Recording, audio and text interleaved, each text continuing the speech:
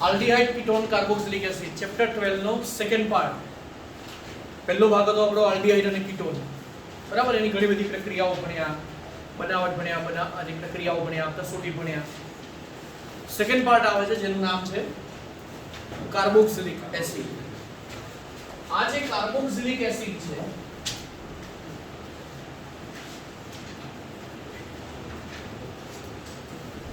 એનું આઇડેન્ટિફિકેશન છે COOH. જેવું તમને COOH દેખાય ધેટ મીન્સ કાર્બોક્સિલિક એસિડ. આ જે કાર્બોક્સિલિક એસિડ છે એનું સામાન્ય સૂત્ર C ડબલ બોન્ડ O, એક બાજુ R અને બીજી બાજુ OH. આની અંદર કુલ બે ક્રિયાશીલ સમૂહો સમાયેલા છે, જે પૈકી એક છે કાર્બોનિલ સમૂહ અને બીજો છે હાઇડ્રોક્સિલ સમૂહ.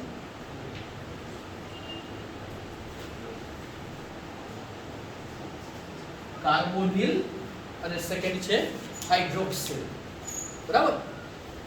આ જે કાર્બોનિલ અને હાઇડ્રોક્સિલ, તો નામકરણ આવી રીતે થયેલું છે કાર્બો અને આ ઝિલ, એટલે એને ભેગું તમે કહો છો કાર્બોક્સિલ, અને આ એસિડ છે માટે આપણે એને કહ્યું કાર્બોક્સિલિક એસિડ, બરાબર. આ કાર્બોક્સિલિક એસિડ એ અગત્યના, એમાં જે વધારે કાર્બન સંખ્યા વાળા હોય, એમાં 12 થી વધુ કાર્બન સંખ્યા હોય તો એને કહેવાય છે ફેટી એસિડ, બરાબર. જેમાં તમને ખબર છે પામિટિક એસિડ, ઓલિક એસિડ, આ બધા એસિડ છે ને એ જો દ્વિબંધ વાળા હોય ને તો એ બધા તેલ સ્વરૂપે હોય, અને દ્વિબંધનો જે એક પાઈબંધ તોડો તો એ બધા કયા હોય ખબર છે? ઘી. એમાં જે વેજીટેબલ ઘી ખબર છે ને આપણે, જે વનસ્પતિ ઘી, વેજીટેબલ ઘી, બરાબર, એ પામોલિવ પામિટિક એસિડ માંથી મળે છે. એટલે ફરી બોલું છું, દ્વિબંધ વાળા હોય એસિડ તો એ બધા તેલ સ્વરૂપે હોય, અને દ્વિબંધમાંનો પાઈબંધ તૂટે તો એ બધા ઘી સ્વરૂપે મળે છે. પછી એમાંથી આ લોકો બધી મીઠાઈ બનાવી દે છે, બરાબર. એમાં સુગર એટલા પ્રમાણમાં હોય એટલે કે બીજો કોઈ ટેસ્ટ ના લાગે, પણ ગળું ખરાબ થાય ત્યારે તમને ખ્યાલ આવે કે ભાઈ આમાં નકલી ઘી હતું. ઘી જેવો જ સ્વાદ બી ઘી જેવો જ છે, પણ આપણા હેલ્થને બહુ જ નુકસાન કરે છે.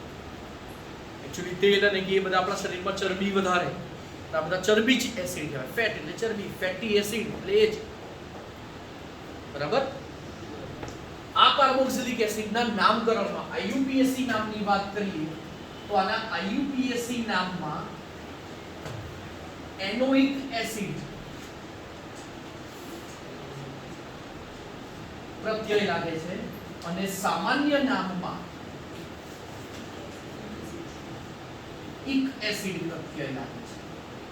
ચલો, આલ્ડીહાઇડના નામકરણ વખતે આપણે પેલા પૂર્વક તૈયાર કરાવ્યા હતા. 1 2 3 4 5 6 કહીએ તો એ તમને IUPAC નામમાં પૂર્વક ખ્યાલ છે. મીથ એક હોય તો, બે હોય તો ઈ, પ્રો, બ્યુટ, પેન અને હેક્સ. ચલો હેક્સ સુધી લઈએ. સામાન્ય નામમાં પણ આવા પૂર્વક છે. કયા કયા? સરસ. એક હોય તો ફોર્મ, બે હોય તો એસિડ, 3 હોય તો 4 હોય તો 5 હોય તો ખ્યાલ છે ને? હા, અને 6 હોય તો કેપ્રો. તો હવે અહીંયા ચલો શરૂઆતનું નામકરણ એકદમ સહેલું. બંધારણીય સૂત્ર, IUPAC નામ, સામાન્ય નામ. એક કાર્બન સંખ્યાથી શરૂ કરીએ.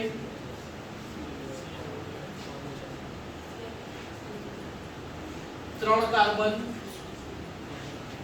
4 5 અને 6.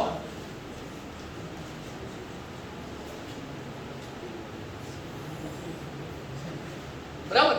ચલો IUPAC નામ આપણે લખીએ તો IUPAC નામમાં પૂર્વક લાગશે આવી રીતે. એક કાર્બન એટલે મીથ, તો પાછળ શું લખીશું? એનોઇક એસિડ, તો મિથેનોઇક એસિડ. અહીંયા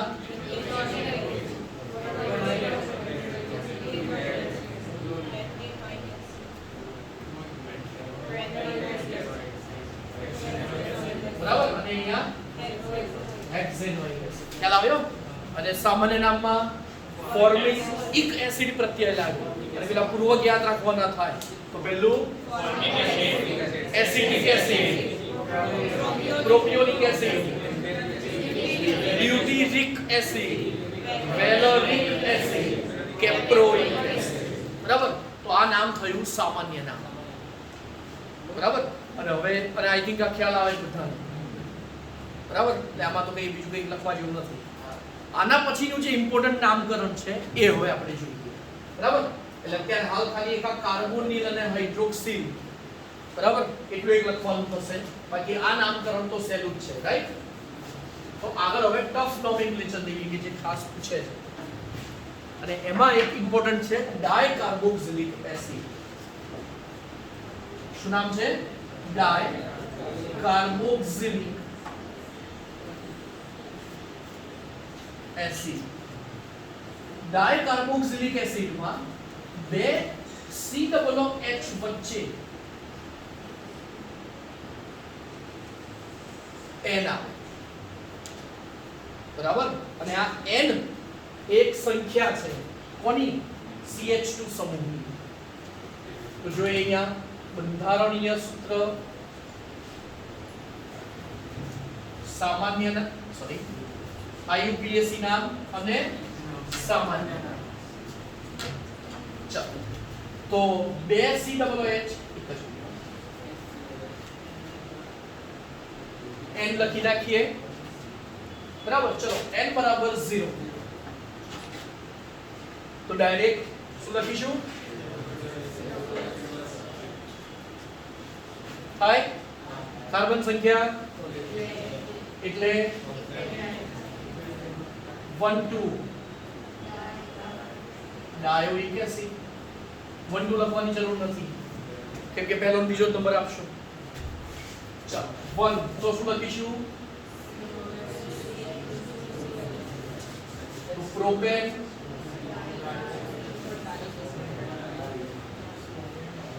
બરાબર? ચલો 2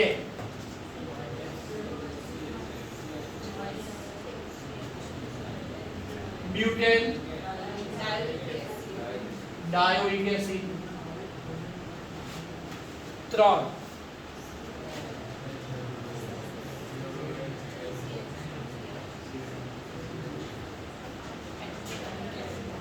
પેન્ટેન ડાયોઇક એસિડ અને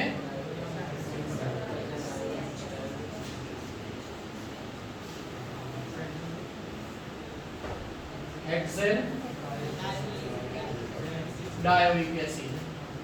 સામાન્ય નામ માટે એક પૂર્વકની સિસ્ટમ યા એટલે શોર્ટકટ ફોર્મ્યુલા છે. O my sweet good apple. બરાબર? O એટલે oxalic acid,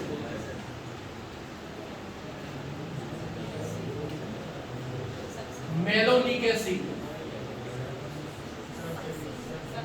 succinic acid, glutaric acid,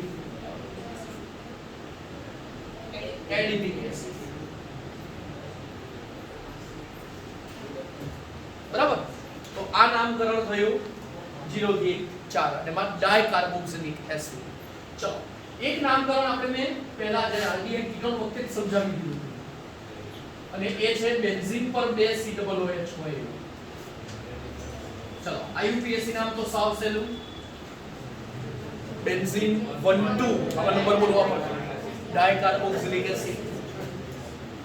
બીજું બેન્ઝીન 1 3 ડાયકાર્બોક્સિલિક એસિડ અને બેન્ઝીન 1 4 ડાયકાર્બોક્સિલિક એસિડ. ચલો ખ્યાલ આવી ગયો છે? કોઈને કઈ ડાઉટ આમાં? તો બેન્ઝીન 1 2 અને 1 4.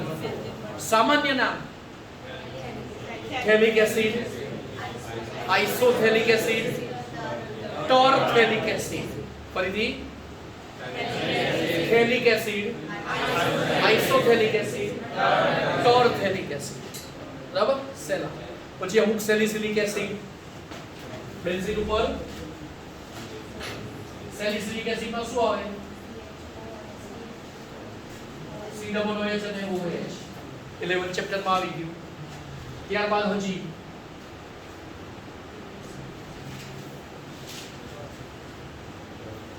જ્યારે COOH સમૂહની સંખ્યા 1 થી વધારે હોય ત્યારે એક પણ COOH નો કાર્બન ગણવાનો નહીં. યાદ આવ્યું? આલ્ડિહાઇડ માં બી આવું જ હતું. એમાં શું લખતા હતા? CHO હોય તો સરસ. પ્રોપેન 1 2 3, ધારો કે અહીંયા CHO છે તો પ્રોપેન 1 2 3 ટ્રાય કાર્બોક્સિલિક એસિડ. અહીંયા થશે પ્રોપેન, કદાચ બોલવા ભૂલ થઈ, પેલામાં કાર્બાલ્ડિહાઇડ કહેતા હતા, અહીંયા આપણે કહીશું ટ્રાય કાર્બોક્સિલિક એસિડ. બરાબર. તો આ નામ થયું કાર્બોક્સિલિક એસિડ, જે એકદમ ઈઝી. બરાબર. જે પેલું તો આપણે કહ્યું હતું તો પહેલા લખાવી દીધું હતું અને એમ બી ફાવે.